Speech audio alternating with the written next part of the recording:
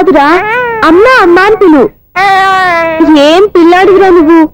అదే ఆడపిల్ల అయితే ఈ పాటికి అమ్మా అని పిలిచేది. మగ పిల్లాడివి, ఇక బుద్ధి లేదురా. అమ్మా నన్ను ఒక్కసారైనా పిలిస్తే కదా నీ నాన్న నన్ను పెళ్లి చేసుకునేది.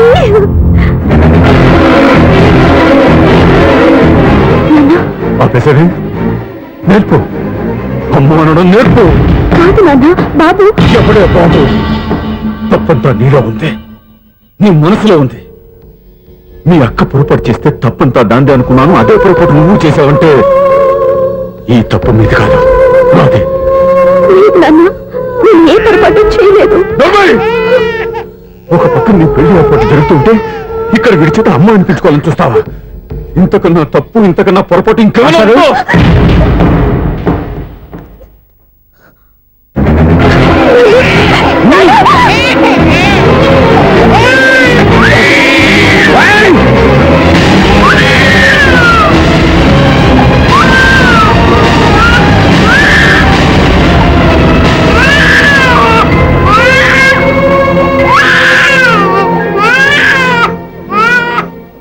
క్షమించండి, మీరు పెద్దవారు. ఆవేశపడితే మీరు సర్ది చెప్పాల్సింది పోయి మీరే ఆవేశపడితే. ఈ మంచితనం నటించే మమ్మల్ని నిలువునా మోసం చేశావు. నా కూతురు జీవితాన్ని నాశనం చేయడానికి సిద్ధపడ్డావు. సార్, నేను చెప్పేది ఉంటే. ఏంటో నువ్వు నాకు చెప్పేది? నువ్వు మాయ మాటకు చెప్పకపోతే నా కూతుర్ని ఒళ్ళో పడుతుందా, నీ కొడుకు చేత అమ్మ అనిపించుకోవాలని చూస్తుందా? నీలాంటి నయవంచుకుని నా గడిపోతే అడుగు పెట్టినటమే నేను చేసిన మహాపాపం.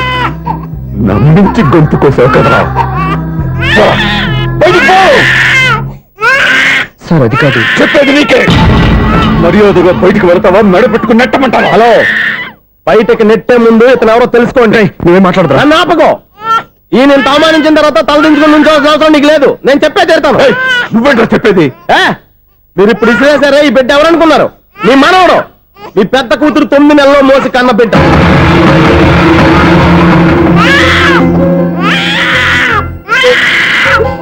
మీరింత అవమానించిన పౌరుషం చంపుకుని నిలబడ్డాడే, ఇతనే మీ దివ్యను ప్రేమించి పెళ్లి చేసుకున్న భర్త.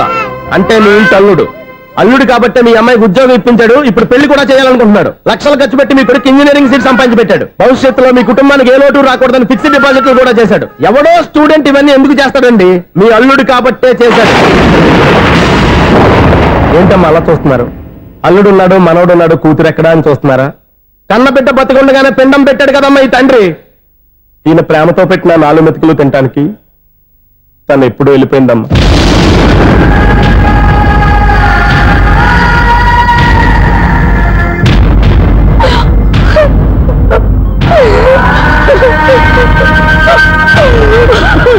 ఏంటి సార్ ఆలోచిస్తున్నారు? ఇప్పుడు మీ ఇష్టం. ఎన్ని కర్మలు చేసుకుంటారో చేసుకోండి, ఎన్ని పిండాలు పెట్టుకుంటారో పెట్టుకోండి. ఇంకా ఎందుకు ఎక్కడ నిలబడ్డావు? చదువు జ్ఞానాన్ని పెంచుతుంది. అందరికీ చదువు చెప్పి చెప్పి ఈయనకున్న జ్ఞానం ఎప్పుడో పోయిందిరా. రే, కన్న కూతురు బతికొండగానే కర్మ చేసిన ఆయన అల్లుని తీసుకుని నెత్తి మీద పెట్టుకుంటాడు అనుకుంటున్నావా? అసలు ఎలాంటి మనుషులతో అనుబంధం పెంచుకోవాల్సిన కర్మ నీకు లేదురా. పద.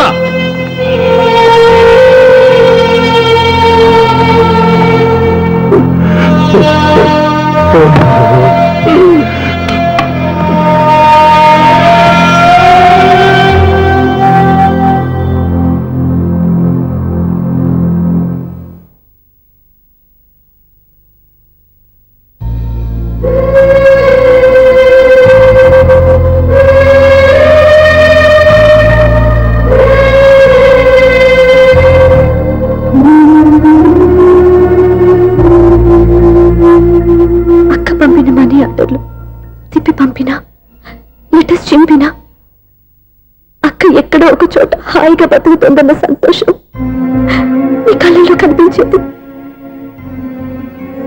ఇప్పుడు అక్క చనిపోయిందని తెలిసి ఉన్న చోట కూలిపోయారంటే అక్క మీద నీకెంత ప్రేమ ఉందో తెలిసిపోతుంది. ఏది ఎలా జరిగినా అక్క ఈ ఇంటి మనిషి, అక్క కొడుకు ఈ ఇంటి బిడ్డే.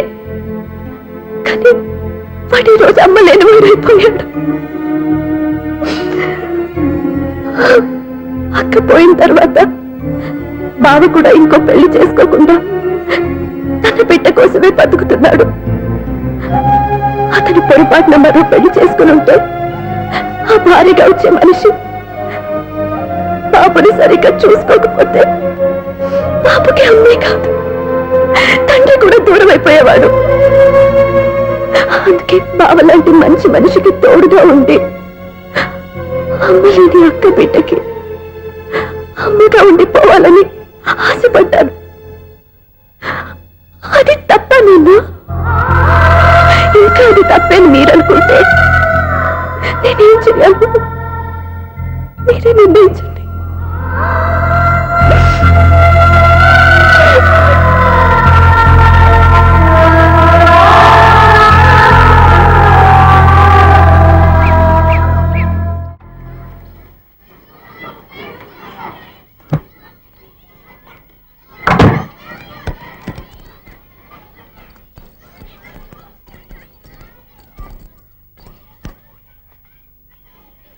నా దగ్గర పాఠాలు నేర్చుకుని నాకే గుణపాఠం నేర్పించావు.